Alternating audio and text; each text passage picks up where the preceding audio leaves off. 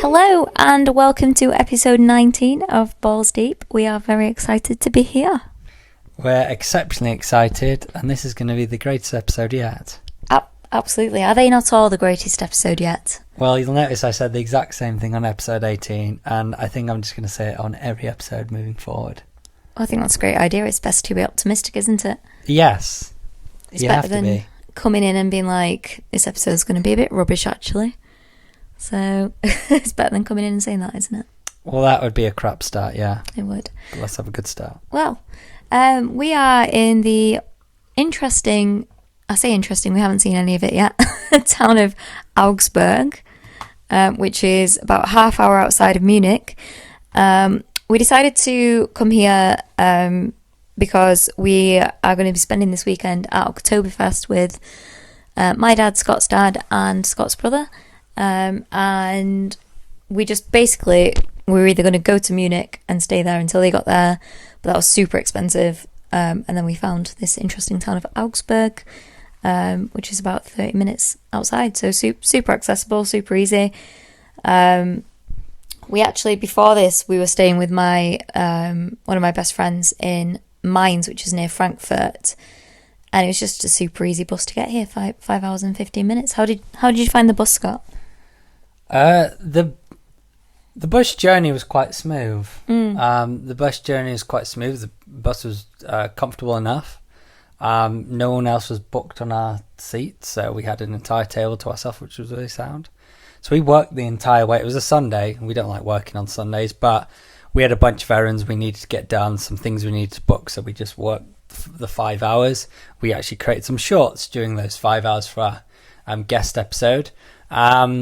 The only downer was the bus drivers were arseholes. Yeah, they were, but we also were like 1 minute before the bus. Well, yeah, but I'm going to counter that because we were there well in time. We were there like 20 minutes before, and we just stood right outside the bus. And what I was confused by is there was also other people right outside the bus, but at no point did I see anyone go on the bus. So I never saw someone go on the bus. I never saw anyone put their luggage on it, and the bus drivers were outside. And every time I saw someone go up to the bus driver, he shook his head at them or just grunted at them. So there was at no point was he looking for tickets. Was at no point calling people to come on. There was at no point I saw any of the people go on. So my understanding the whole time is that we were waiting for him to say, "Oh, now everyone come on." So it was like a minute to it leaving. We're like, "Oh, well, we best get on," and we went to him. Again, he was just standing there the whole time, and we went. And then they got well pissed with us for not getting on earlier. But I genuinely thought that entire time that he wasn't letting us on. Also, he was stood right in front of the door. Yeah. Which he wouldn't move, which was a weird thing. But yeah, they would. Oh, it's just so funny, like. Because they took us, there was 2 of them. I guess probably because the changeover, because you can only drive so long. Yeah, he was just. He knew. I mean, they were saying stuff under their breath, so there's no question they were saying shit about us. It was so obvious that they were. Yeah, they would have been calling us effing and blinding us all. Yeah. And he was just constantly just shaking his head. And when I looked up at him whilst I was putting stuff, he was just shaking his head at me. Just shaking his head. For like a good minute, just shaking his head. I was like, all right. But we got on, and we still left at the right time. We got all our stuff on. We jumped on, and they were furious. I showed you ticket. Why? I mean, he threw his arms up at you, didn't he? I was like, but we still left this, like, fuck off. And then I saw how he conducted himself to other people. Yeah, he was a right grumpus. Yeah, he didn't help other people. He just shrugged his shoulder, told people to go away. Even like when we finally got to the end, like he just didn't park in the right space, so he stopped all the other buses going into the bus terminal, which then they got angry at him. So I just think he was an arsehole. Yeah. Well, they both were. Seems that way. But yeah, aside from drivers aside, it was Flick's bus, and I'd definitely book with them again, like for the convenient, because it was more than double the price to get a train, and only maybe 2 hours quicker. Like, it was still going to be like 3-4 hour train. Yes, I think it was only going to be an hour longer on the bus. Yeah, it stopped I think 3 times, but not like we didn't have to change or anything, so it was super easy. But yeah, I feel like I'm telling the story backwards in like, so we got the bus from Frankfurt. We only had one night in Frankfurt, and I'm so glad that we only had one night in Frankfurt. Not like it wasn't awful or anything like, I mean, it was rough as, but I think we definitely made the right decision in that when we were coming to Germany, originally we were going to stay in Frankfurt for the week and visit my friend in Mainz, like by going on the train, because it's half hour on the train. But she offered for us to go and stay at her place with her. And that it just worked out so well for so many different reasons. I mean, mostly because we got to spend lots of time with Alicia. But equally, Mainz is a much, much nicer place than Frankfurt, which she told us, and she warned us that the area that we were going to be staying in Frankfurt wasn't the nicest. And yeah, it was full of people taking drugs and looking dodge. Yeah, it was I think the big influence of it is because of the migration laws in Germany, and they've been quite open, and there's a lot of migrants there that are homeless, and there's a lot of drug dealing, and we know it because we saw it. There's just a lot of people taking drugs because, again, we saw it. They weren't being conspicuous about it. Yeah, it was like a woman with a massive bong on the street, weren't there? Yeah, we do. Yeah, so it was pretty rough and ready. And I think what's interesting about it is that because I'm so used to, I don't know, culture's the wrong word, but so at home, if someone says, "Oh, it's a bit rough and ready," like you want to be aware, want to be aware of yourself, and they really make a big point of it, the place is going to be rough, but it's not going to be as rough as they say. But in Germany, as we've learned, they're very literal and to the point. And now I know a German, if they say it's rough, it is rough, and it's very clear. And she said it was rough. Didn't make a big deal about it. She just was clear about it. Yeah, but just watch your bags. It's not the nicest. It's a rough area. Yeah, and she was clear on who what was going on, and it was exactly what she said. Yeah.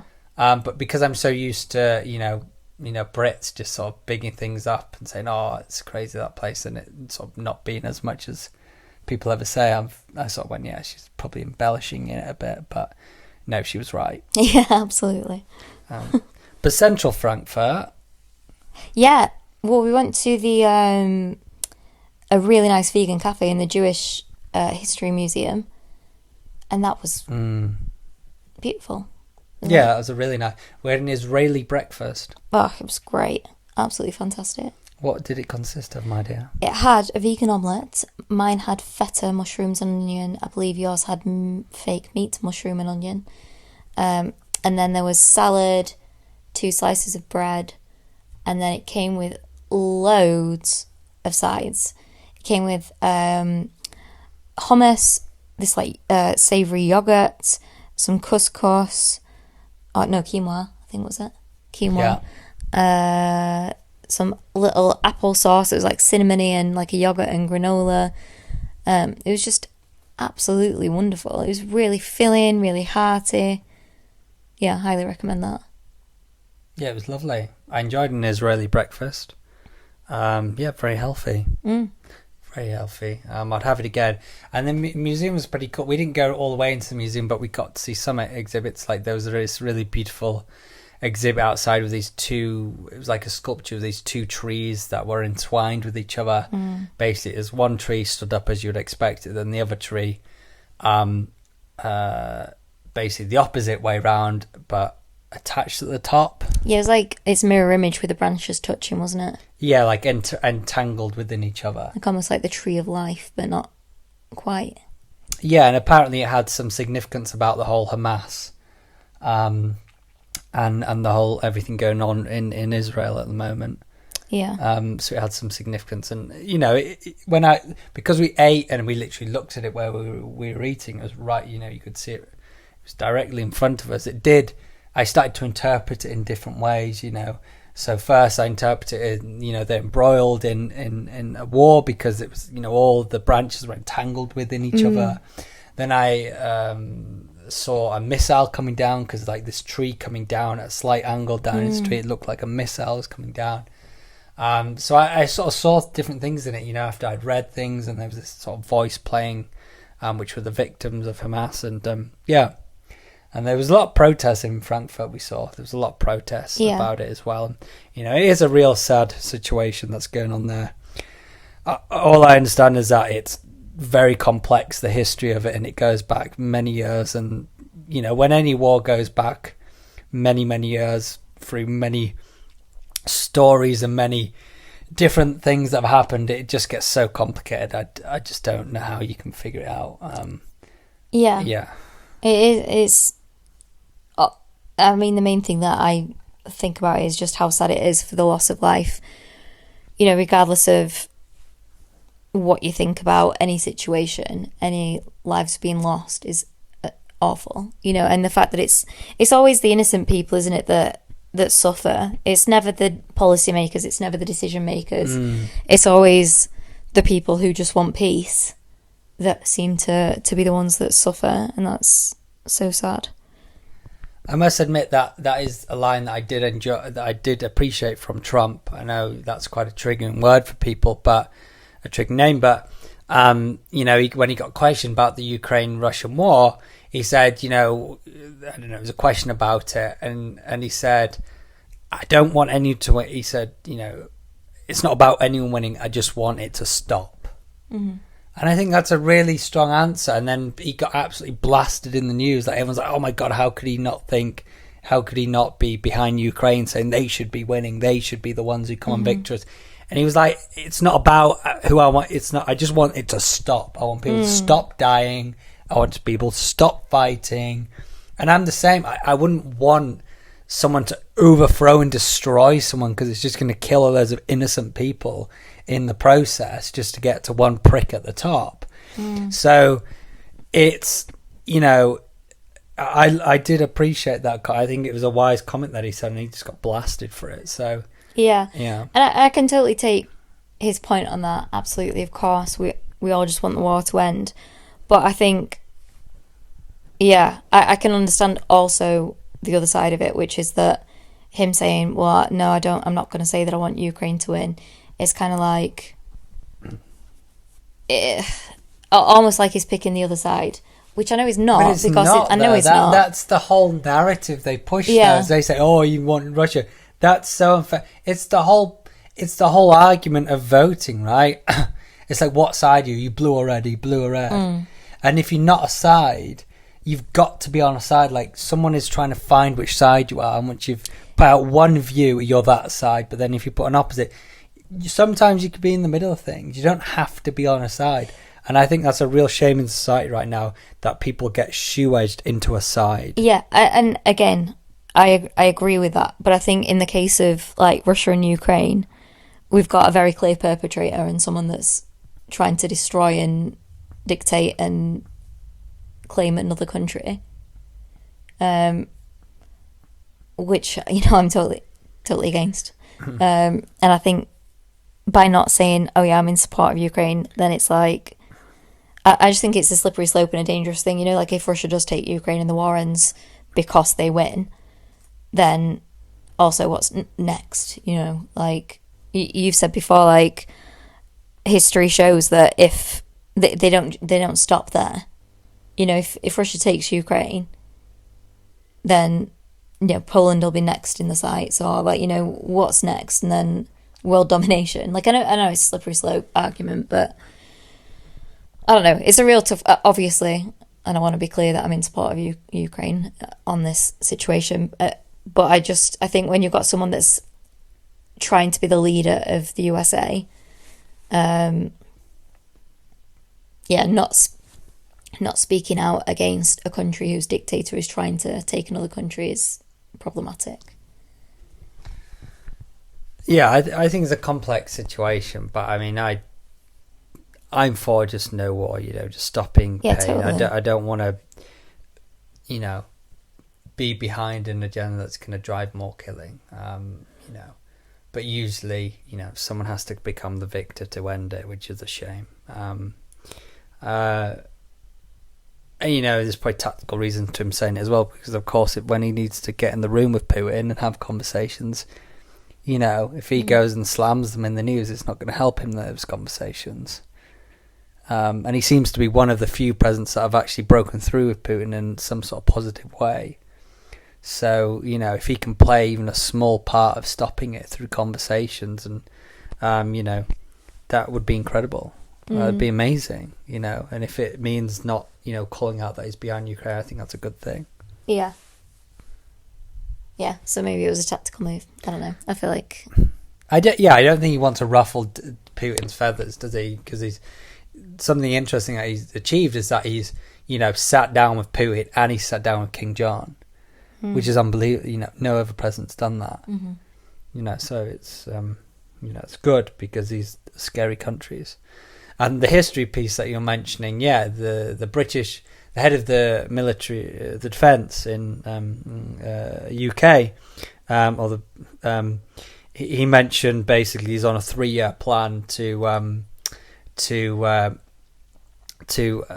make the British Army 3 times stronger and more effective in every way possible, because he believes in the next 3 years there is a high likelihood we could have it on our doorstep. Now that was said in a speech from him in one of the military conferences, which I've watched the full press conference, and he did say that. It wasn't out of context. He did say that. I hope that's not true, but it's a scary reality that it could be, and I'm happy that they're planning for it. Yeah, it's extremely scary. Something interesting. I have a friend who's trying to get citizenships in different countries, and he's doing a very good job at it. He's very close to getting his citizenship in Costa Rica, and he'll soon, I'm sure, have another one. And basically, one of, not the sole reason, but one of his reasons is by doing that he can denounce his British citizenship in the case of a war happening, so then he doesn't have to go to war he doesn't believe in. So he's actually planning that in. I thought he's a very switched on guy, very smart. But yeah, I thought that was quite interesting when he told me that. I was quite surprised by that.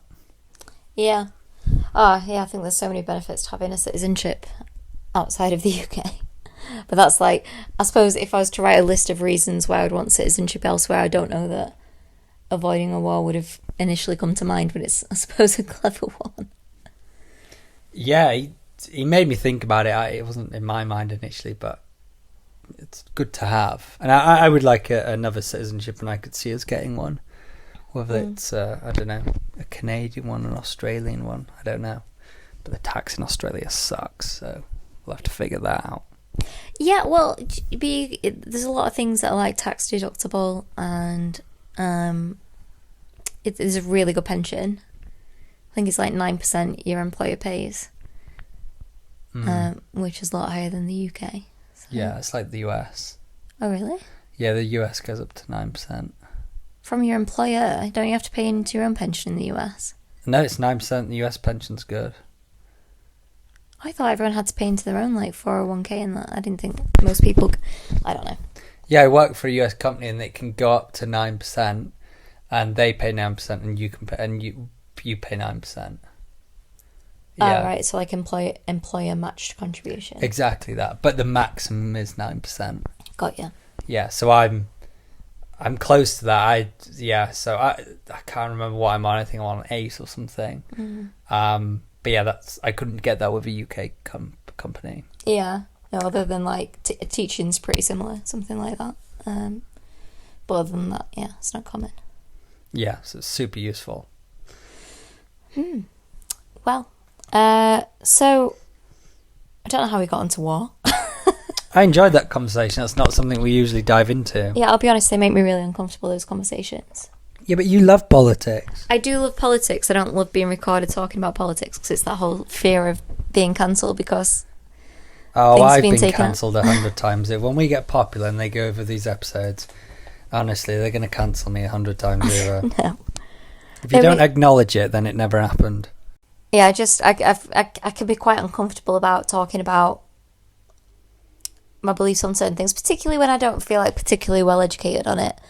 Like, yeah, I don't know a lot about war I just know that I don't like it, and that I don't like it when other countries bully other countries, which I know is a really simplistic. Well, it's sad, isn't it?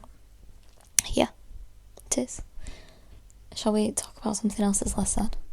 Oh yeah, this is your episode. You're leading it, my dear. Okay, well, what about... I mean, we've spoken a little bit about... Well, I've not mentioned anything about Mainz, which is a beautiful city. It's the wine capital of Europe. And we went to a vineyard with Alicia, and we had the wine made from the grapes of that vineyard, which was... Riesling. Yes, which is a very special experience. It was delicious. I discovered that I like white wine, which I never thought that I did. I'm so happy about this because, you know, as much as red is my favourite, I love white wine in the summer.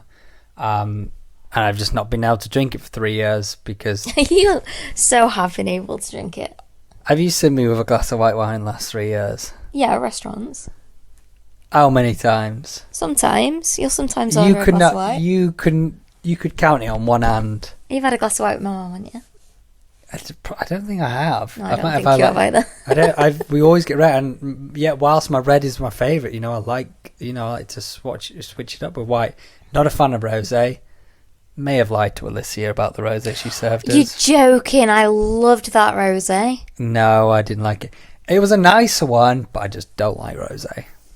Well, I didn't think I did, but that was really nice.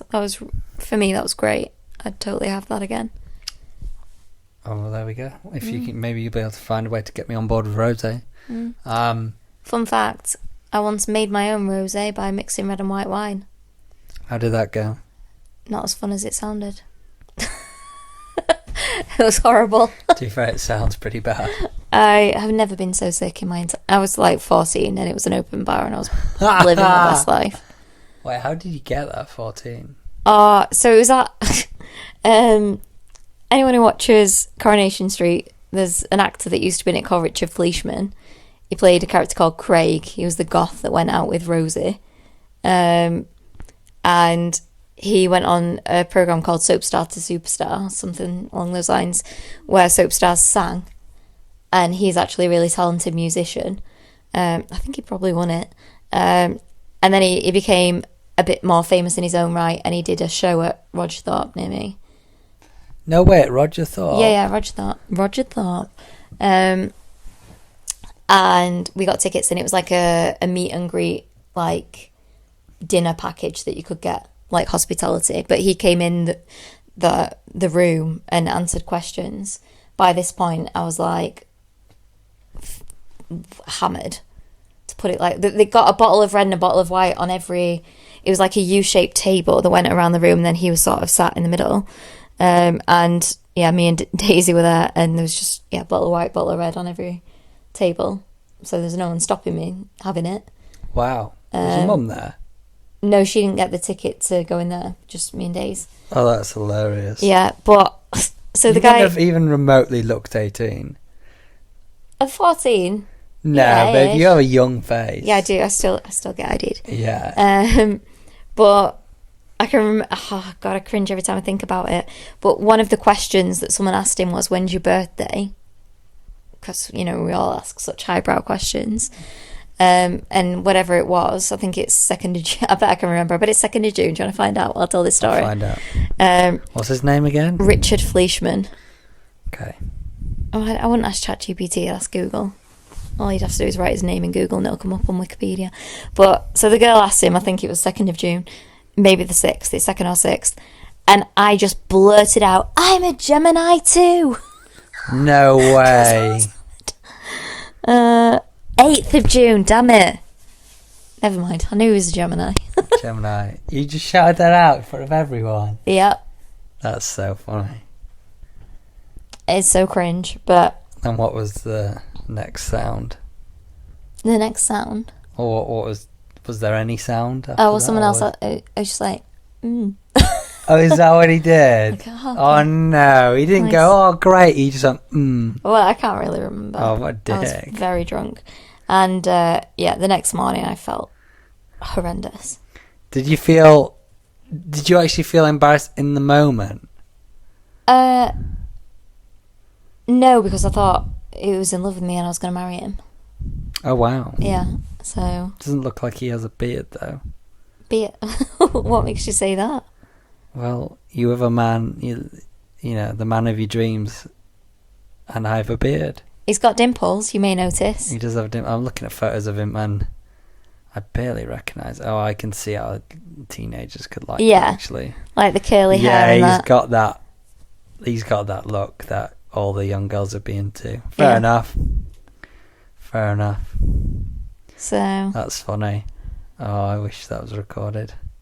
Yeah, I've got a picture somewhere. But so long story short, don't make your own rosé by mixing white and red wine because it's not great. Yeah, don't do that. No. But what have you got going on next, darling? So we're almost to the end of our Germany journey, but that was hard to say, Germany journey. What's Gemini Germany journey? Yes, a Gemini Germany journey. There you go. That's what the episode's called. I'll do that. Yeah. Sure, that'll get lots of clicks. Well, actually, we could put Richard Fleeshman. Yeah. Richard Fleesh. We'll put his name in there somehow. One of the girls that was in my brother's year who also really liked him, and she was at this concert. Yeah. She made a sign saying "Fleece, show us your quiche." Oh, that's great. That is so funny. Did he see it or like react to it in any way? No. He'll have seen it, but he didn't react to it. Oh, because that's nearly as funny as your friend with Taylor Swift. Oh, yeah.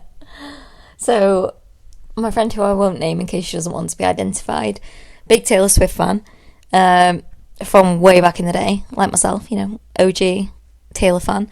And apparently it's a thing that at some of Taylor's concerts, I don't know if she does it anymore, but her mum would choose people out of the audience to go backstage and have pizza before the show. And my friend, let's call her Orchid, because I can see an orchid, said she was chosen, and I've seen the picture, and she was stood side by side with Taylor, and she thought, I want to do something that's going to make her remember me. And she just thought of a joke that her dad would always do, and she farted and said, "Oh, what's that perfume?" Oh wow, I didn't know her dad used to do this. Yeah, so she thought, well, now Taylor Swift will forever remember me because she's smelt my fart and that's been inside her nostrils. Oh, that's such a grim way to explain it. Yeah. But that's just so bizarre. Like, how much of a Swiftie did you have to be to, think to fart just to be remembered through the smell of your fart? Darling, I don't think you understand a Swiftie. That's probably really... That's just so weird. That is so weird. Yeah. I just think that's so weird. But... Well, it is, but kids will be kids. Look. How old was she? Probably about 14, something, 13, 14. 14? Old enough to know that's weird. I don't know. Like, if I think back to being 14, I don't... You don't have your shit together, do you? Like, you're a bundle of hormones. You just want to be somebody. You want to be known. You want to be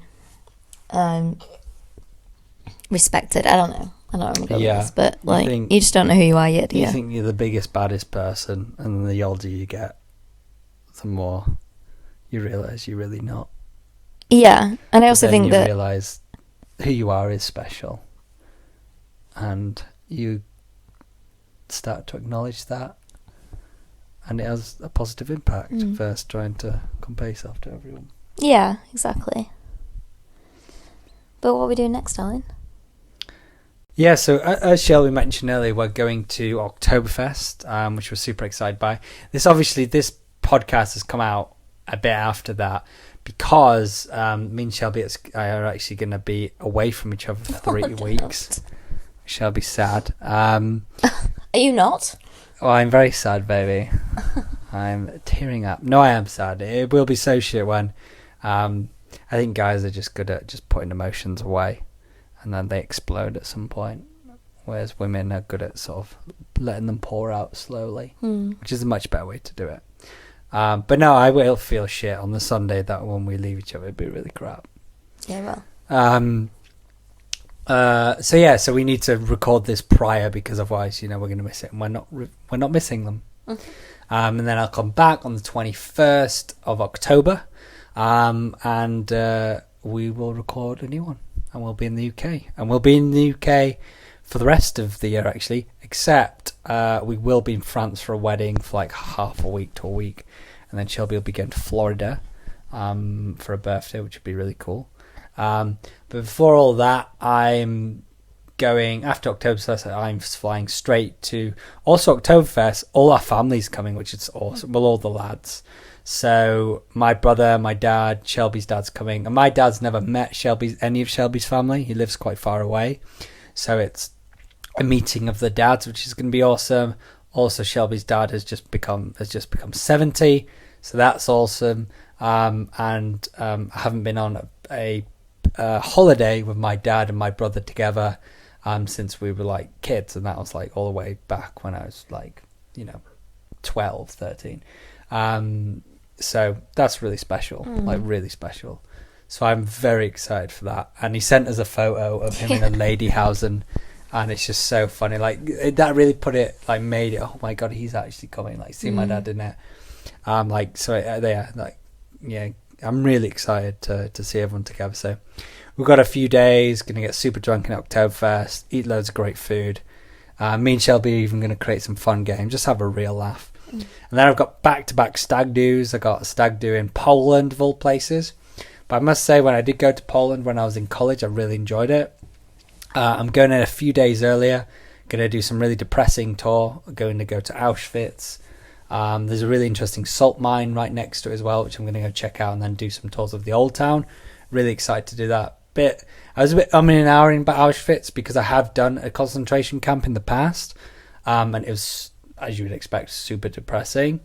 But it was really educational, and by God, it makes you realise how bad a war is. So, Auschwitz is the biggest, baddest one, so I just feel like, how can I not, I feel like I need to do it just to really educate myself, especially with the amount of war going on, and we've discussed on this podcast episode. I think it's important to keep that front of mind to realise how fucked it is. So yeah, we're going to be doing that, and then they'll just be getting sloshed for a weekend. We're going shooting, apparently. Not animals, to be clear. No, that'd be crazy. So yeah, we're going firing range, which is going to be cool as, and we'll just get super drunk. And then the following week, we're going to a bit more of a bougie stag do. I say we, me. The royal we. The royal we. Yeah, and it'll be in Dubai, which is my sister's partner. She'll be the first one to get married out of all of us, which is awesome. I'm so happy for her. Yeah, we're going to be in Dubai for like 5 or 6 days, just getting smashed. So, and I don't get drunk that right lot now. I mean, neither of us do. We like a nice glass of wine throughout the week. But I don't get drunk often anymore. Like, I really have got to a point where I just have a disdain to hangovers. I just really don't enjoy hangovers anymore. So I'll get tipsy, but getting really drunk doesn't happen as much. So having Oktoberfest and 2 stag do's back to back for 3 weeks is going to be tough. I feel like maybe you do like a couple of months with 0 alcohol when you get back. I could do that easily. You've done it before, haven't you? Yeah, I've done it twice for a full month, and because of how clean I eat and drink right now in my life, I could do that easily. Yeah, I think it'd be good to give your liver a little bit of a heal, because then, it's Christmas then, isn't it, as well? So yeah, well, that's the thing, goes straight into Christmas. I'll come back mid-November. You then go gallivant into Florida. Wait, mid-October now? Oh, sorry, October, yeah. 21st of October. But then we go out to France, and then it's a wedding. Everyone's going to get drunk. Well, yeah, we'll be defo drinking then. And then you're going to go Florida. So, and then it's Christmas, so let's be honest, there's not going to be any stopping of drinking. Mm-hmm. And just to add a bit of fun, I've thrown a marathon in the mix of all that in November. Yes. And I've done that deliberately for both me and Shelby, because one, for me, because I'm on the route to 100 and I need to stay at the top of my game. So especially even in the moments where I'm going to get sloshed for a month straight, I need to find a way to stay fit. And having a marathon there means I have to stay fit. So, and I've got a marathon straight in Dubai in January, so it keeps me really ahead of the game. I need to stay at that level, otherwise, ultras aren't going to happen. And for Shelby, I think it's good because, one, it's doubling the furthest you've ever been, and it, again, with all the sloshing about and Christmas, I think it's good to keep us, in a good mindset and good and healthy moving into 2025. Yeah, absolutely. So yeah, when Scott says doubling the furthest I've ever been, it's a 10k. So it's not like I'm doing a marathon, but for me it is like that is a marathon to me because exactly, yeah. You can't compare yourself. No, I know, and I'm learning that because I'm not a runner at all. I love to swim. I love yoga. That's pretty much it regarding exercise. What I like. But yeah, I'm getting into running. I can quite enjoy it, and I think 10k is a good challenge. Like I think it's like 5k was a good challenge, but I think it doesn't for me. Like I could walk 5k without thinking about it, sort of thing. You know what I mean? It's not that much of a stretch above like my base fitness level, whereas a 10k I think is that little bit more of a push towards that endurance. So it'll be a fun challenge to see how I do on that. I keep having nightmares about it, so I think that's a good sign. Various things from setting off late, having my shoelaces tied, having the wrong shoes, not knowing what time it is, showing up on the wrong day, not having my headphones, etc. And remember, we're doing it together, so we'll be getting there at the same, driving there, we'll be running the exact same track. It's a circuit, so you can't get lost. We'll be running on the circuit at the exact same time. So we're totally in it together. Mm-hmm. Yeah, I'm excited. It'll be good. Yeah, you'll be great. Thank you. I hope I see that lady again the guy who won the marathon. Yeah. And he runs, so I met his mum, who was running the 10k that day. So maybe she'll be doing it next time too. That'd be nice. But yeah, this guy who won it, was it like 2.5 hours? I think he did it, and he did super fast. Yeah, super fast. And he runs a marathon 6 days a week. It used to be 7 days a week apparently, but his wife told him that he needed a day off. That is nuts, by the way. Isn't it? That is nuts. But yeah, I mean, in fairness, darling, if you were just like every 7 days a week, being like, I'm disappearing for 2.5 hours. Yeah. Like, and because I think they've got kids as well, so it'd just be a lot, I think. Yeah, plus his prep and his warm down, so yeah, it's gonna actually be 3.5. Yeah. Fuck that. Since introducing breaks between my run days, it's made a real positive impact. So I don't run back to back. I run 3 times in a week: Monday, Wednesday, Friday. There are variants of distances and hills and stuff. And between those days I do an hour of physio. It's like a mixture of physio and yoga, really just strengthening the joints that need to be strong. It's great. And then a bit of calisthenics at the end of the week, so it keeps me strong. But those break days of running have had a positive impact, and it's so much easier to commit to. I hate the whole committing every day, because then you go to bed every night knowing that the next day you have to go out, and that's tough. But when you're like, oh, if I get it done today, I don't have to do it tomorrow. Like I love running enough to be able to do it, but even I would struggle to commit to 5 days a week. Yeah. And I've learned that I don't need it. I mean, I'm running 50-mile ultras, and I know I'll achieve 100 miles, so it just shows, you don't need to be running 7 marathons a week. Absolutely. Which, I don't know whether for him is just because he wants to or because it's. I think it's the speed, because he was in the same running group as Usain Bolt. I don't know. No, not Usain Bolt. He's a 100-meter race. I think like name a runner. No, I think it was either Mo Farah or the other guy, Kip. Oh God, he's so good. He's this African runner. He's like Kip Katoji. I've totally butchered that. Amazing runner. But he's a very fast runner, and he was in his running group for the London Marathon. Which is super impressive. That just even breaking 4 hours, like the average time is 4.5 hours. So that's the average time. Yeah, that's him. I think it's Kipchoge. Kipchoge, there we go. He's 39 years old, and he's like the absolute king at marathons. See, how inspirational is that? 39 years old. Like, I feel like running isn't one that you've, like, ruled out of because of your age. No, so, yeah, look at that. He got a 1:59. He broke 2 hours. That's insane. That is insane. It's like, I mean, if you break that down into per mile, it's something like, the pace is ridiculous a mile. Like, if you just run 1 mile at this pace, you're going to fucking break. I don't know what the pace is. You'll have to do the maths of it, but it's ridiculously quick. But yeah, no, so that's why I aim to do my ultras in my 30s, because in your mid-30s, your respiratory system is the strongest. So running is really, you get your best in your mid-30s. So that's something. And, you know, when we go to these ultras, you know, the leaderboards are breaking down into age brackets. And a lot of the time in the top 5 or 10, it's always people like 40s, 50s, 60s. I've seen people, you know, in their 70s beating everyone. It's well impressive. So yeah, running really is the thing that it can really damage, though, is your knees and your hips and your ankles.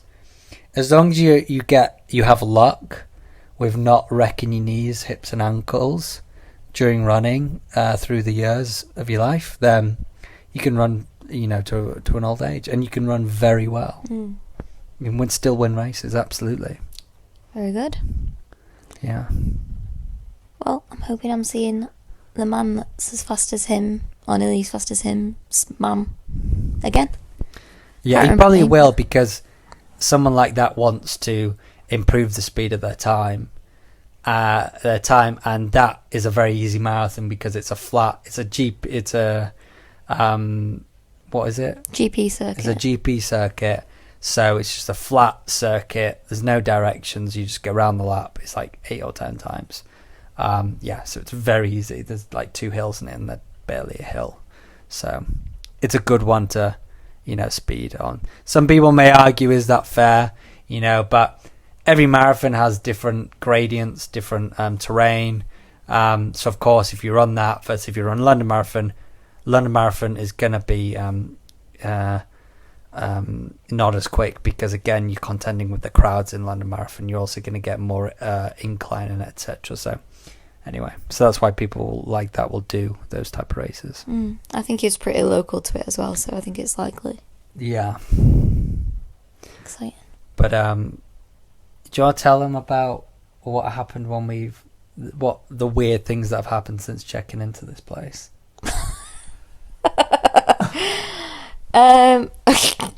Okay. Well, I don't know this part's that weird, but like we couldn't find the key at first, and there was like some guy hovering that we asked about it, and he looked well threatened by us as well. Yeah, he looked like he was really concerned about why we were outside. Yeah, he was proper eyeballing me. I was like, oh god, I don't know. Like he was. Yeah, he didn't know what the situation was. 2 people outside his apartment block. No, and so like we tried to chat to him, but he just said he didn't speak English, and I just sort of showed him the address on Airbnb, and I was like, is this here? And he was like, yes, it's here. And then I was like looking and trying to figure out where the key box was, and we found it eventually. But when we came upstairs, there were 2, there's like a keypad, like a digital keypad where you type in the code and then it opens the door. And when you open that door, there are 2 flats behind that door that are owned by the same Airbnb people. And without thinking, one of the doors was wide open, so we just walked straight in it, like assuming obviously this is our apartment. We're like, whoa, this is so big, it looks so nice, much bigger than the pictures. And then I noticed, I was like, oh, hang on, some bottles on the side there, that's weird. Well, the beds aren't made, that's weird. I was like, oh, wait, hang on a minute. I realised that the woman had mentioned in one of the chats that, because I'd asked about the quality of the Wi-Fi, and she said normally, you know, the Wi-Fi route is shared with the penthouse, but there's not going to be anyone in there. So I was like, oh, right, we've walked into the penthouse. But like, how bizarre that it was just open. So it was bizarre. Yeah. So our apartment was the other apartment, which is still lovely, but much smaller. So anyway, we managed to get in. The penthouse was very nice. Yeah, the penthouse was gorgeous. Very nice. She's good at what do they call it when people design houses? Interior design. Yeah, she's got a good interior design mind, because both for design, I really like how they're designed and how she's done it. I'm really into these apartments. Yeah, they're really beautifully done. So then we get into our apartment. In the bedroom there is a sofa, so there isn't a sofa in there's like a kitchen living area, but it's just the kitchen and like a table to eat, really. Then the bathroom, and then in the bedroom there's a double bed and a sofa. And so I just came straight in, sat on the sofa, and it just collapsed under me. But I didn't sit down hard on it or anything like that. You just sat on it. It full on collapsed. Scott thought it was hilarious. Oh, I laughed my ass off. But I was panicking, so I was like... You proper it was so funny to watch, as I saw it exactly. you know, you fell off, you fell to the side, and you sort of went, oh, and you came up. Yeah, but then I was straight to my phone to take a picture of it, and this wasn't me. But I've sent it to her, and I also started a chat with Airbnb as well, because I was like, this has happened, I don't want them to think it's me. Yeah. Apparently we can request a partial refund because it was not as advertised, but I don't know. So I sent her the message, but it was propped up. Anyway, so I sent her the message to say it was broken, and she said, oh yes, that happened with our last tenants, but the cleaning lady tried to sort of fix it, but obviously it wasn't good enough. But I'm it obviously was. What the cleaning lady must have done is rested it on it. Yeah, rested it on the leg. Completely snapped off. Yeah, totally. So I thought that was a bit strange. And there's other things as well. What else has happened? What I found also funny is that I didn't want the wood to splinter our feet, so I picked it up and I, just put it in the shelf. And 30 seconds later, he goes, oh, I found the other leg. They knew about it. This is definitely not us. Scott, look, there's another leg. And it's the leg that I just put there that she's broken off. Oopsies. That's funny. But there's a dirty towel hung in the shower room. Oh, what's that? Yeah, there's a hand towel already hung up, and I think it was used. Yeah. It's a shame because this is a nice place. It is. It's not I'm not going to be able to give him 5 for cleanliness. Definitely not. Because I agree with you on that. It's not dirty, but it's some manageable, not clean and Yeah, the pots weren't clean. There's a blanket over a couple of the chairs and they're them sort of furry looking blankets, and they're just full of dirt. So yeah, and the cleanliness is not great. Sounds like they need better cleaners. Yeah, it does sound like they need better cleaners, to be honest, because the design of the place, the facilities and everything that they've provided is good. There isn't a tea towel, which she said that there should be one under the sink. There isn't, and the kitchen roll is almost empty. Well, it's gone now, empty, yeah, which I have told her about. Look, we haven't invested in a tea towel at the start of the year because we found just a lot of places didn't have them, so we just literally take her out tea towel. I've even added to it washing up gloves. Yeah, because I've dermatitis, quite sensitive hands from all the pot washing I did as a teenager. So it flares up if I get too much soapy water. So yeah, I'm always. So if you've got a job washing dishes, wear gloves. Yeah, honestly, be careful. It's from 14 to 16, 17. I just pot washed 2-3 days a week or nights. And yeah, it's giving me dermatitis, and you can't get rid of it. It's just I don't know if it's a disease. I don't know what the right word is, but yeah, it's pretty shitty. It'll just creep up if you're soaping your hands too much. So COVID-19 was pretty difficult because we're all washing our hands every 5 minutes. And what happens is your hands, they'll start to get dry, and then they'll start splitting. So your fingers will just split, and you'll have lots of little cuts on your fingers, and they will just weep, and it's really painful. So, and basically every time you put cream on it, if that cream works, the next time it happens, it won't work as well because it constantly gets stronger. So you basically have to keep on using stronger and stronger cream, and you'll find if you don't put in a cream that's good enough, it'll actually make it worse. So you have to, it's a whole process. But anyway, so be careful if you're washing plates. The other thing was what you just did an hour ago. What did I do an hour ago? We went down to pick up the washing. What did I do? Shelby, if anyone's played the game Knock a Door Run when you were younger, Shelby at 32 years old has gone and played that like a little kid on someone's door here, which is... It's not intentional. It was so not intentional. There's light, right? There's little light switches all over this building and like random places, and like you think that you've turned the light on, then you haven't turned the light on, you've turned it on like down the corridor. But as we were coming up, it was really dark, and so I thought, oh great, light switch, pressed it, but it was actually someone's doorbell, because they all look exactly the same as the light switches. So, it was a mistake. Yeah, and then we scarpered upstairs. Oh, shit. And just ran upstairs. With the clothes horse that we stole. With the 2 clothes racks that we've stolen from downstairs. They are for the building. We just didn't feel comfortable leaving our clothes downstairs on them, so we've brought them up temporarily. But anyway. But yeah, it's a funny, weird place, a weird experience we've had here. So that was a pretty weird experience.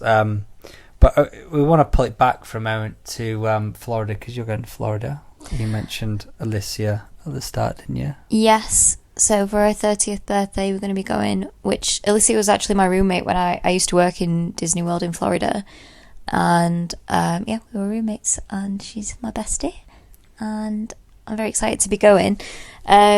So an interesting thing about Disney cast members that you might not actually know. How do you know this? Because I used to work in Disney World, like I just said. Oh, okay, you used to work there, did you? How long did you work there for? I worked there for just under a year. I thought you worked there 2 years. No.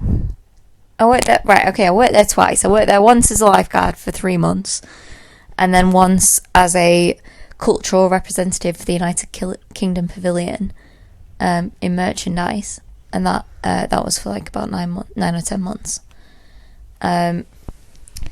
But an interesting thing that you may not know about Disney cast members is that we have like secret codes for saying different things. So, for example, people who visit Disney World are always called guests. Be our guest is very much, it's not called customer service, it's called guest relations. So if you are speaking about anyone, you have to say, this guest here wants XYZ, please could you help this guest find Splash Mountain, for example. But if you suspect someone of stealing in Disney World, then you would say to another cast member, could you please check on that customer over there? And any cast member knows if they hear the word customer, then there's something afoot, and they are not actually being a good guest.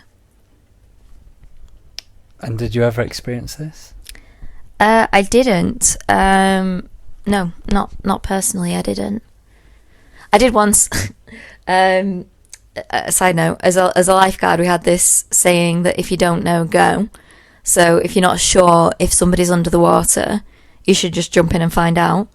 And one day it was pretty hot. I mean, we're talking like mid-30s and Florida heat. That feels like a million.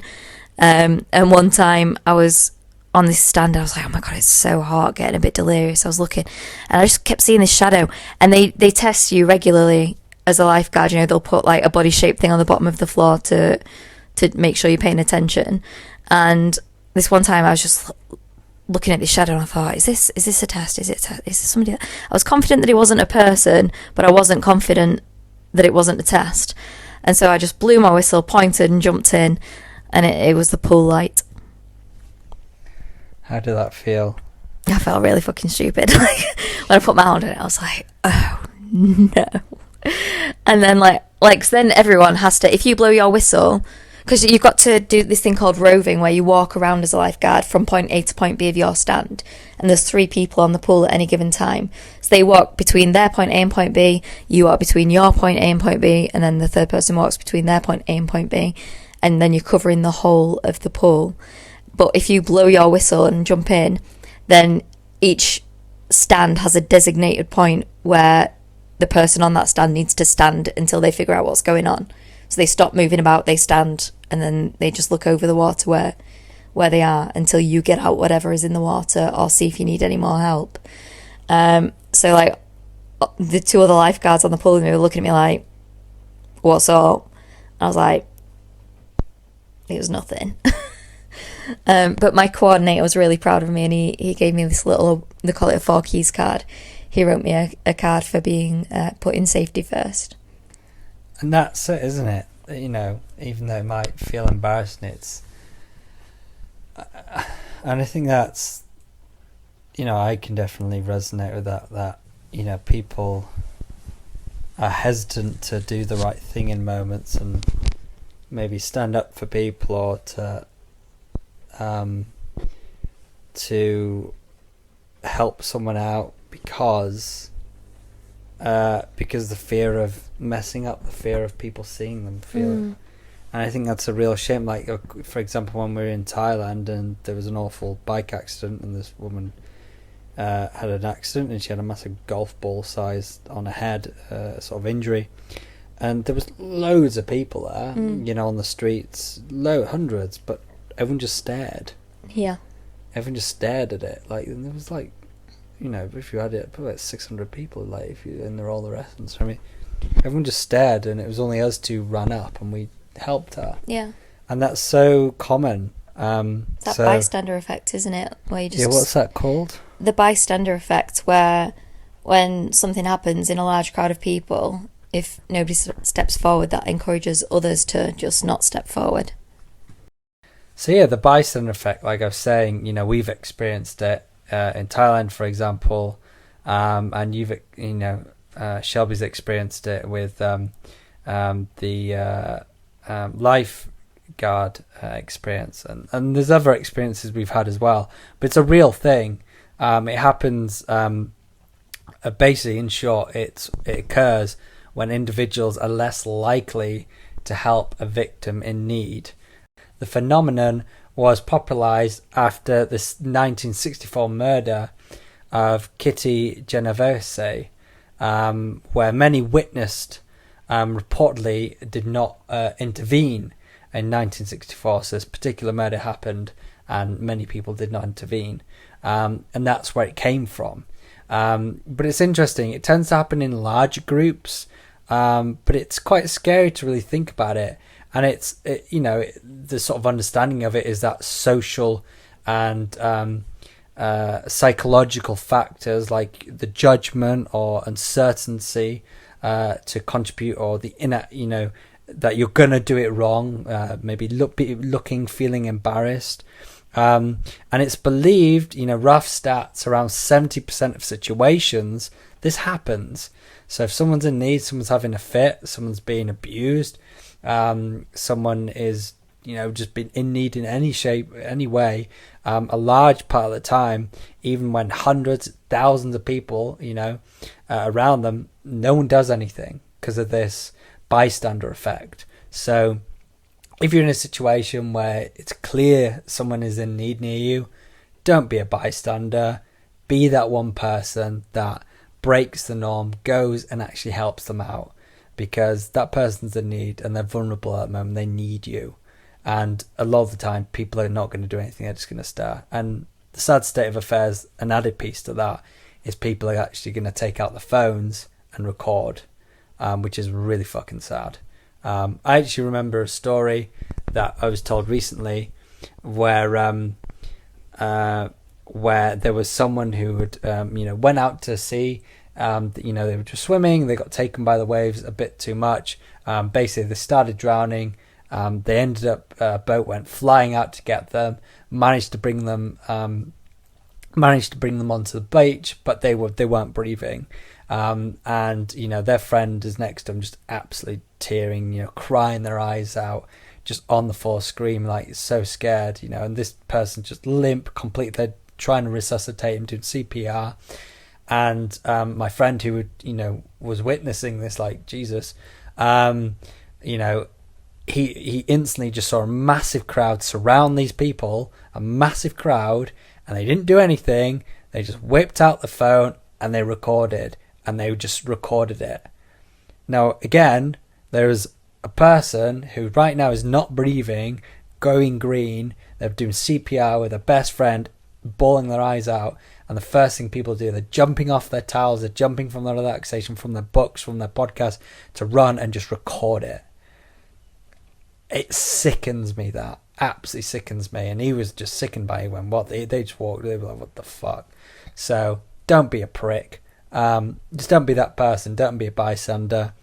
Go and help that person out. You know, we're all in need sometimes, and we need someone to help us out. So that's my sort of 2 cents on the bystander effect, I guess. Yeah, and I think that, you know, when you're saying like sometimes people feel a little bit like embarrassed or unsure about going to help and like worried about making a fool of themselves by doing so. I think, you know, what would you rather? Would you rather step in and then the person be like, no, I don't need your help, like what are you on about? And then just go about your day and act like it never happened? Or not do anything and that person actually need you? I think I'd rather make a fool of myself in trying to help someone than have someone injured because I was worried about making a fool of myself. Exactly. Lead with kindness. Yeah, and that help in some cases could save someone's life. For sure. There's no, you know, it could save someone's life. Yeah, it's crazy. I think it's sad. A tip I saw on a Samaritans poster, which is one that I've used frequently, is, you know, if you think that if someone looks really depressed, you know, if someone's really struggling, you can see that mentally they're in a bad place and they're on their own, like in the train station or anything. Just go and ask them for the time. Literally, go and ask them for the time of day, because it breaks them out of that for a moment, and it also reminds them that people need them in this world. So just something as simple as asking someone, what time is it, please? If they're looking down, that can really make a difference. And I've seen you do this. Mm-hmm. You did this in Manchester, Victoria Station. So yeah, it can make the world of difference. Something that's little effort to you, yeah, can make the world of a difference. And it's also not making a big deal to them being like, oh, you okay? Oh, you're looking down. Yeah, because that's like nobody, you know, wants shines that. A light on you, doesn't yeah. it? And it makes it a problem. Yeah, but when someone's like deep in dark thoughts in their own mind, to bring them back to reality, give them something that's a purpose that reminds them, you know what, people in this world need me. I know that sounds silly because, like, you know, asking someone for the time is not an important request, but that just helping someone in that way, I think it just brings it all back. It does. It really does.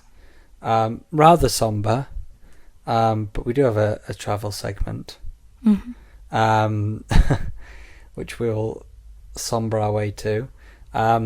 Now, we're going to tell you our favourite and least favourite thing about Germany, but we don't have first impressions of somewhere because Shelby's now in the UK and I'm gallivanting probably in Dubai. And I've been to Dubai and it's a great place. You should go. So we'll leave the first impressions until we go to the next place together. But favourite and least favourite thing, but start with just your favourite first, my darling. Okay, I like to jump the gun, don't I? You do. My favourite thing is definitely how vegan friendly it is. As I said in the last episode, Germany is by far the most vegan friendly place I've ever been. So my favourite thing, to keep it short and sweet, is just how vegan friendly everything is. That's a great one, and I've got to concur with that. But I'll think of another one. It's a toughie. What do I think? The wine's great. I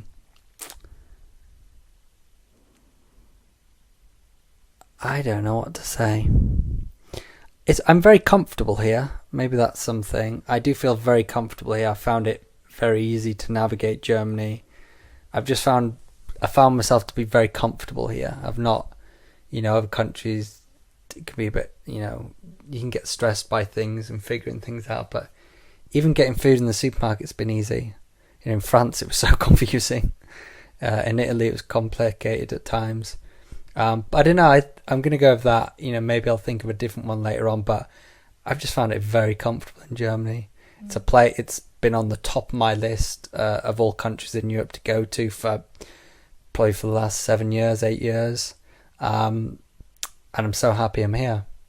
And we've now done, we've been to Oldenburger, a town up north, Hamburg, Hanover, Mainz, Frankfurt, Augsburg, and Munich. So I think Did you mention Kassel? And Kassel, that's 8 locations we've spent time in Germany. So it just shows, that slow mad life that Nicole introduced in our guest podcast, that it's so much better because you get to really embrace and really immerse yourself into the country. Sure, and I'm going to throw it back to you for your least favourite, darling, because in the last episode I went first on both. So I'm gonna bat it back in your court. Thing I least like. Germany's been great, I must admit. Least like. I actually have one and I can go if you wish. Yeah, if you could go, that'd be great. Yeah. So my mother won't like that this is my answer, but I don't like how many places don't take card. Because we travel with sterling cards, which means that we don't get face any exchange rates or anything like that, and they're super useful. But we found that a lot of places in Germany are cash only, and I fully support a cash society. I really would hate for us to go cashless, but it is, as a traveller, it's quite inconvenient. So that's my least favourite thing: how cash driven and how most places don't take card. It is. I think I've got it. Electric cars. That's the best one I can come up with right now. Yeah, so electric cars. They've got a lot of electric, which is, I guess, another sort of positive one. Like Germany, the automotive capital of Europe and probably the world. It is the automotive capital of the world. So they're, really quite technologically advanced. I must admit, I've been surprised at how technologically advanced Germany is, just generally. It's the Japan of Europe, and I'll keep saying that. Yeah, it's a fair comment. Like when I was doing my run, I came across a lawn that was being mowed by a robot. It's like an outdoor Roomba, basically, wasn't it? Yeah, and we've passed shops where we did pass a shop in Mainz, and it was all robots, and they were selling robots to do house chores. I was like, fuck, I've never seen a full shop devoted to that. So they're pretty techy here. It's pretty cool. So what was the first thing I said? Electric cars. Oh, least thing. Least favourite thing. So yeah, because they are very conscious of technology and the environment, which is again a great thing. So it's not really all bad with that I'm saying here. It's just our experience of electric cars was tough. But I think again that was a bad brand. So it's a good and a bad. I wouldn't have a purely electric car because it was just a hassle to plan and figure out. And the pre-auths are a nightmare because at one point we had pre-authorization costs that went up to nearly like €300. Yeah. I mean, if you're running that car full time, we had it for like 5 days. If you had a car full time, you could be having pre-authorization costs going up to nearly like €1,000. Who's got €1,000 just to have on? You'll have to have a saving of €1,000 just to deal with pre-authorization costs. That's nuts. So they need to figure that out. But I'd probably leave it there on that one. But Germany, I've loved it. I've really loved it. It's a very comfortable place. If you're looking for a calm country, just easy, I choose Germany. If you just want a calm, easy, relaxing holiday, not a crazy amount to do in the cities we've been, but enough to like have some nice, see a couple of nice architecture, nice cathedrals and buildings and museums, and get some nice food. Then it's gonna be great. And also another nod is the Baltic Sea. Whilst it is a rough sea, they have such long coastlines in Germany which are not spoken about. You know, you always go to Spain, you go to France, you go to Italy for the beaches, but they're all crowded and cramped. Germany, I ran along a beach for about 6 hours. It was the longest beach ever, and there was no one on it. And there were parts where the sea was very calm and the sun was out, and it was lovely. So I think Germany's a bit of a hidden gem if you're looking for a family holiday. Don't dismiss Germany. People might not be talking about it, but that's why it's one of the good reasons to get there. For sure. I've loved it, and I'll definitely be returning one day. Yes. I have just thought of another thing that's bothered me. It's the wind, but anyway. It's the wind. I don't know, it's been quite windy wherever we've been. Yeah. But we have been on the coast a bit, but anyway. Yeah. But I love you, Germany. Yeah, me too. Yeah. Well, we thank you for taking a break from your day to get balls deep with us. Until next time, remember, stay ballsy. Dive deep, but don't forget your snorkel. Balls deep.